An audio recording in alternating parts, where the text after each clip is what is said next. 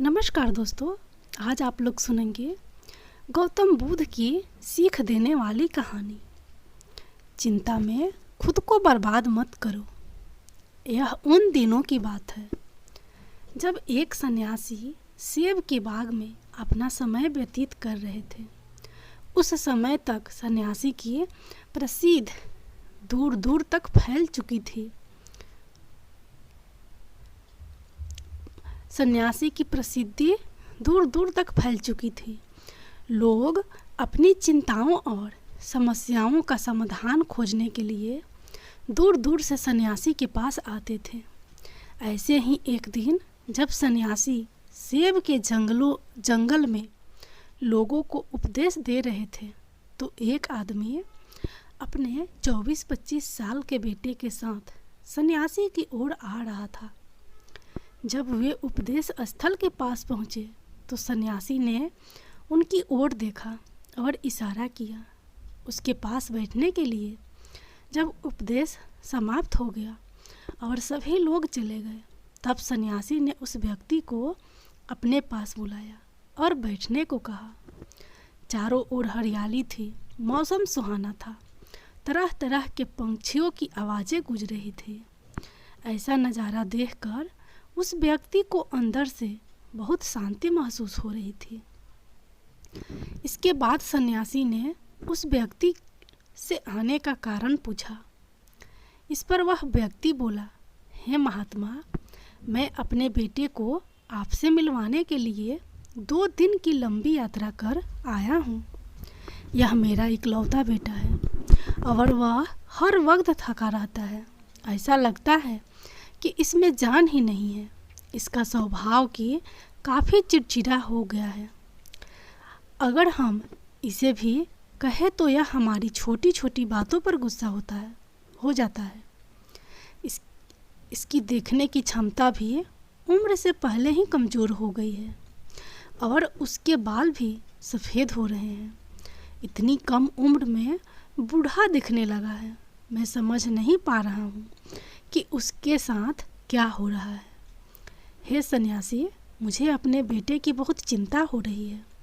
मैं अपने बेटे को डॉक्टर के पास ले गया तो उन्होंने कुछ दवा दी और कहा, बेटा कम तनाव ले। वह अपने दिमाग पर बहुत अधिक तनाव लेता है, इसलिए उसकी यह हालत है। लेकिन उन्हें बहुत समझाने के बाद भी मुझे तनाव का मतलब समझ में नहीं आया। मुझे नहीं पता कि तनाव क्या है, इसका कारण क्या है और इसे कैसे दूर किया जाए। मेरे बेटे के मन की। लेकिन सबसे पहले मुझे यह समझना होगा कि तनाव क्या है, इसलिए मैं आपके पास आया हूँ। सन्यासी, कृपया मेरी समस्या का समाधान करें। यह सुनकर सन्यासी ने उनके बेटे को बहुत ध्यान से देखा, उसके चेहरे को देखा, उसकी आँखों को देखा, फिर उसके हाथों की नाड़ी भी जांची। ये सब अनुष्ठान करने के बाद सन्यासी ने उस व्यक्ति से कहा कि तनाव कोई भी नहीं लेना चाहता, लेकिन फिर भी यह तनाव व्यक्ति के दिमाग को दीमक की तरह जकड़ लेता है और व्यक्ति को पता भी नहीं चलता कि वह तनाव में है। लेकिन अगर व्यक्ति तनाव के कारणों को अच्छे से समझ ले और तनाव के बारे में एक पैमाना बना ले, जिससे उसे पता चल सके कि वह कितना तनावग्रस्त है, तो वह इस समस्या का समाधान भी ढूंढ सकता है। सबसे पहले यह समझ ले कि तनाव क्या है। जब भी कोई व्यक्ति काम कर रहा हो लेकिन उसका मन कल्पनाओं में भटक रहा होता है, इसलिए उसके शरीर और दिमाग के बीच एक दूरी बन जाती है। यह दूरी जितनी अधिक होती है, व्यक्ति उतनी ही देर तक बेहोशी की स्थिति में रहता है और शरीर और मन के बीच के इस तनाव को ही तनाव कहा जाता है। आखिर पसंदीदा खेल खेलने के बाद इंसान ऊर्जा और खुशी से क्यों भर जाता है, जबकि वह अपने शरीर को थका चुका होता है। लेकिन समझने वाली बात यह है कि खेलते समय दिमाग और शरीर पूरी तरह से एक साथ खेल में केंद्रित होते हैं, जिससे शरीर और मन के बीच दूरी नहीं रहती और तनाव नहीं आता, और मन में कोई तनाव हो दूर हो जाता है। लेकिन इसके विपरीत जब हम कुछ ऐसा करते हैं जो हमें पसंद नहीं है, तो हमारा शरीर वह काम तो कर रहा है, लेकिन हमारा मन कहीं दूर कल्पनाओं में भटक रहा है, जिससे शरीर और दिमाग के बीच दूरी पैदा हो जाती है और तनाव पैदा हो जाता है। इसीलिए ऐसा करना चाहिए, एक समय में केवल एक ही काम करना चाहिए और अपने शरीर और दिमाग की सारी शक्ति उसी एक काम में लगानी चाहिए, ताकि व्यक्ति के अंदर तनाव पैदा ना हो। सबसे प्रमुख कारणों में से पहला है अति महत्वाकांक्षी होना। महत्वाकांक्षी होना अच्छी बात है, लेकिन क्या आपने कभी गौर किया है कि उस आदमी का एक लक्ष्य कभी पूरा नहीं होता। उसका एक लक्ष्य पूरा नहीं होता कि वह दूसरे की ओर भागने लगता है। अगर दूसरा पूरा हो जाता है तो फिर तीसरे की ओर भागने लगता है, और इस प्रकार वह गोल गोल घूमता रहता है अपने जीवन में अपने लक्ष्य को प्राप्त करने के लिए। इसलिए जो व्यक्ति अधिक महत्वाकांक्षी होता है, जो बड़े लक्ष्य निर्धारित करता है, वह कभी भी वर्तमान में नहीं रह सकता। उसका दिमाग हमेशा भविष्य की योजना बनाने में व्यस्त रहता है। उसका शरीर वर्तमान में रहता है, लेकिन उसका दिमाग भविष्य में रहता है, जिससे इंसान के शरीर के बीच दूरियां पैदा हो जाती है और वह तनावपूर्ण जीवन जीने लगता है। सन्यासी के मुख से यह बात सुनकर लड़के ने सन्यासी से कहा कि इसका मतलब है कि हमें लक्ष्य नहीं बनाना चाहिए, क्योंकि लक्ष्य निर्धारित करना भी महत्वाकांक्षा है। इसी बहाने सन्यासी ने कहा कि जीवन में लक्ष्य रखना कोई गलत बात नहीं है, लेकिन समस्या तब उत्पन्न होती है जब हम अपना सारा ध्यान उस लक्ष्य को प्राप्त करने के परिणाम पर केंद्रित कर देते हैं। व्यक्ति को वर्तमान में जीना चाहिए, एक लक्ष्य निर्धारित करे और उस लक्ष्य को प्राप्त करने के लिए कड़ी मेहनत करते रहे, लेकिन साथ ही आपको यह भी ज्ञान होना चाहिए कि आप अभी भी वर्तमान में जी रहे हैं और वर्तमान सत्य है। सन्यासी ने आगे कहा कि ईर्ष्या तनाव का एक बड़ा कारण है। जब कोई व्यक्ति ईर्ष्या से भर जाता है तो उसका मन अंदर ही अंदर सड़ने लगता है। ईर्ष्या एक अतिरिक्त घाव है, यानी मन का घाव। इंसान के शरीर का घाव तो ठीक हो सकता है, लेकिन मन का घाव कभी नहीं भर सकता। इसलिए कभी भी दूसरों की उन्नति और खुशी से ईर्ष्या नहीं करनी चाहिए, क्योंकि ईर्ष्या तनाव का कारण बनती है। इसके बाद सन्यासी ने तनाव का अगला कारण बताया और कहा कि अरुचिकर काम भी मन में तनाव पैदा करता है। जो काम हमें करना पसंद नहीं है, उस काम में हमारा मन नहीं लग पाएगा। हमारा शरीर वहीं बैठ जाएगा, लेकिन हमारा मन कल्पना की उड़ान भरता है, जिससे शरीर और मन के बीच दूरी पैदा हो जाती है और व्यक्ति तनावग्रस्त हो जाता है। इसलिए व्यक्ति को हमेशा अपनी रुचि के अनुसार ही कार्य करना चाहिए। यदि व्यक्ति ने यह तय कर लिया कि उसे कौन सा काम करना है और वह उसी काम को अपने जीवन का लक्ष्य बना लेता है, तब वह काम उसके लिए काम नहीं बल्कि खेल बन जाता है। लेकिन दोस्तों, अपने जुनून को फॉलो करो, यह कहना कितना आसान है। अपना सच्चा जुनून ढूंढना कितना मुश्किल है, क्योंकि आजकल ज़्यादातर युवा सेलिब्रिटीज और सोशल मीडिया से प्रभावित है। वे किसी भी काम को अपना जुनून मानते हैं और फिर कुछ दिनों तक कोशिश करने के बाद उसे बीच में ही छोड़ देते हैं, क्योंकि यह उसका जुनून नहीं था, और इस तरह वे अपनी कीमती समय और ऊर्जा बर्बाद करते हैं। तनाव का चौथा कारण है दूसरों से अपेक्षा करना। सन्यासी ने उस व्यक्ति की ओर इशारा करते हुए कहा, एक पिता के रूप में तुम्हें अपने बेटे से बहुत सारी उम्मीदें होगी कि आपका बेटा बहुत सफल इंसान बने, आपका नाम रोशन करे और जैसा जीवन चाहे वैसा जिए, आपकी हर बात माने। लेकिन क्या आज तक किसी की भी उम्मीदें पूरी हुई है? जब भी कोई व्यक्ति दूसरे से कुछ अपेक्षा करने लगता है तो वह अनजाने में तनाव पैदा करना शुरू कर देता है।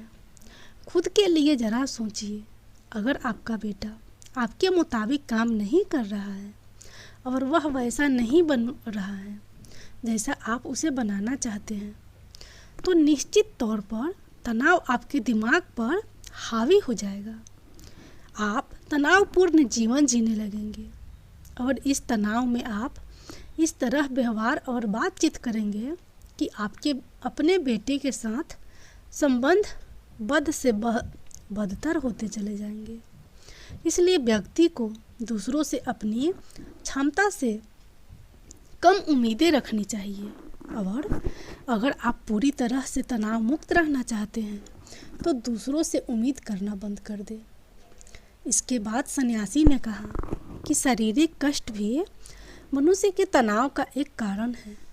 जब कोई व्यक्ति किसी शारीरिक दर्द से गुजर रहा होता है तो उसका पूरा ध्यान उस दर्द पर होता है और वह सारा दिन बस अपने दर्द के बारे में ही सोचता रहता है, जिससे उसका मन दुखद विचारों से भर जाता है और ऐसे में व्यक्ति तनावग्रस्त रहने लगता है। यह सब सुनकर वह व्यक्ति बोला कि हे सन्यासी, शारीरिक कष्ट किसी भी व्यक्ति को हो सकता है, तो क्या वह व्यक्ति जीवन भर तनाव में रहेगा? इसका उत्तर देते हुए सन्यासी ने कहा कि मनुष्य को यह समझना चाहिए कि हमारा जीवन दुख का आधार है। जैसे जैसे हमारा जीवन चलता है बीमारियां आती हैं और फिर अंत में मृत्यु आती है। इसलिए बीमारियां मानव जीवन का अभिन्न अंग है, इससे कोई नहीं बच सकता है। यह बस किसी के जीवन में समय से पहले आता है और किसी के बाद आता है, लेकिन सबके पास आता है।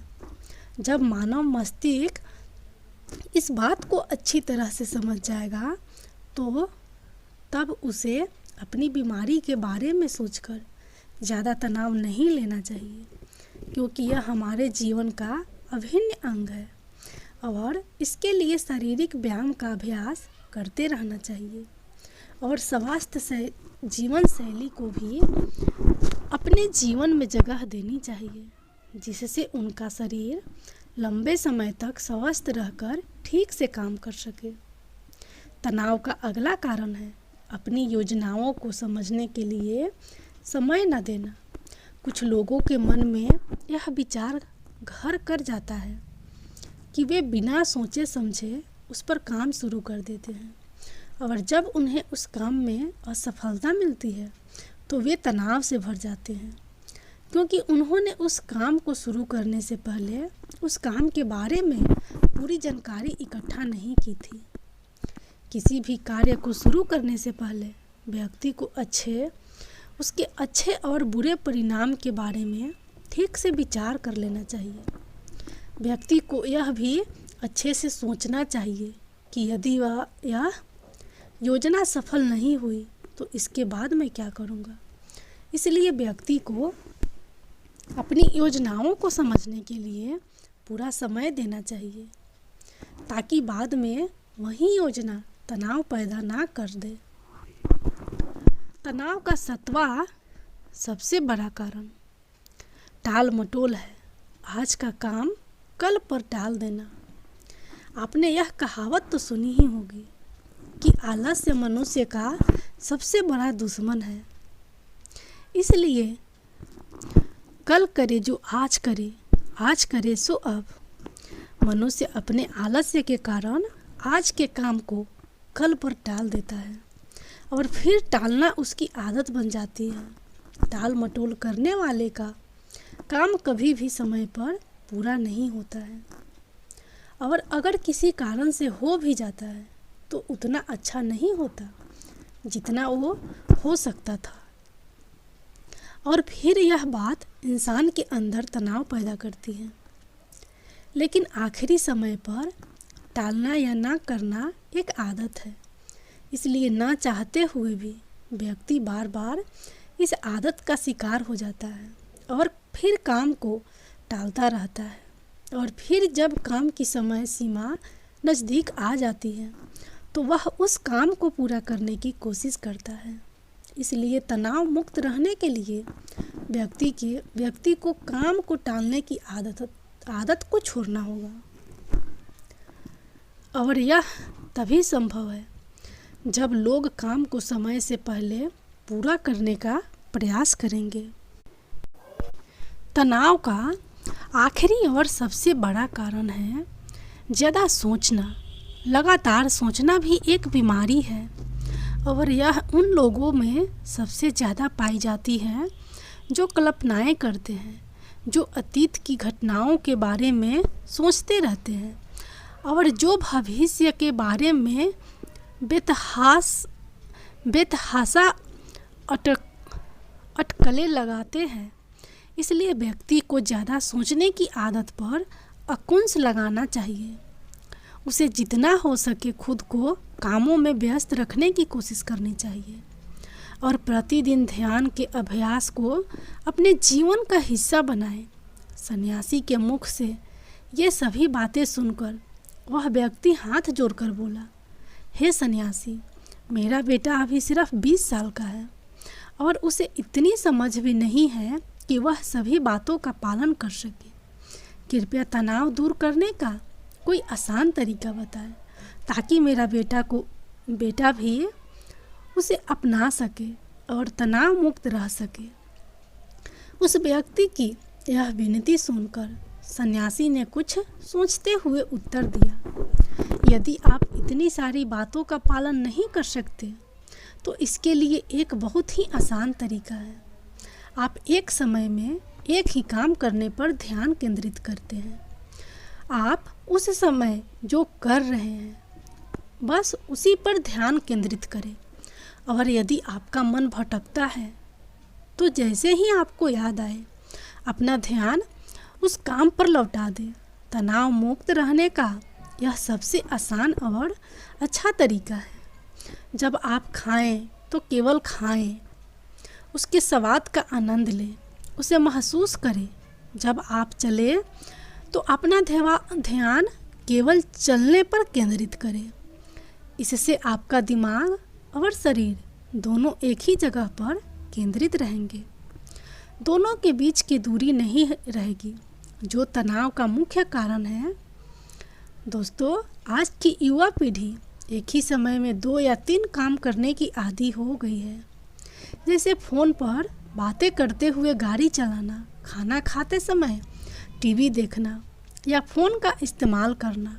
और फिर उनकी शिकायत रहती है कि मैं तनाव में रहता हूँ, मेरा मन बेचैन रहता है, चिड़चिड़ा हो गया हूँ। जब कोई व्यक्ति एक समय में 3 काम करता है तो यह स्वाभाविक है तनाव उत्पन्न होना, क्योंकि दिमाग एक समय में एक ही काम पूरे ध्यान से कर सकता है।